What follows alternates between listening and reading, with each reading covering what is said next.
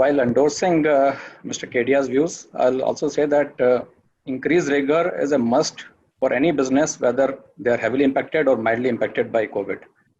So a couple of areas which are supermost is, of course, there will be drastic need for reduction of the cost, which are not adding value to the business.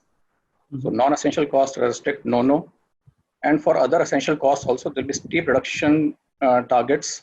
And for that, you will require innovation as well as collaboration with your vendor partners. That only will bring down the cost.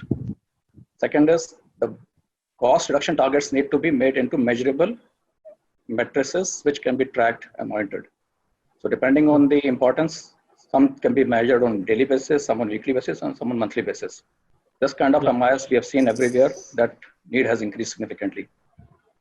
And secondly, you will have to also analyze the risks in the supply chain, entire supply chain. There could be risks with your suppliers, there could be risks with your transporters, or non-availability of labor, which can pose risk for your business operations. So those risk management has to be foremost.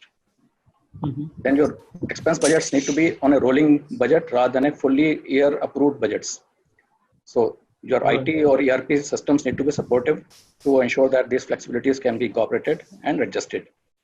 You'll also need to revisit your DOAs on non-essential things. You'll have to centralize the power of approvals, but on the essential categories, you'll rather have to more delegate, and you'll have to empower the frontline people to take immediate decisions, even if it is unbudgeted, so that they're able to tap the opportunities of business, because a lot of disruptions will be there, a lot of opportunities will be there to increase business.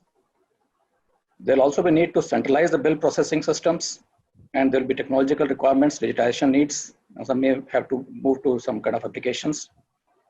And deep dive analysis of cost drivers, particularly what volumes, what rates are there, that is critical to identify and then control avoidable cost.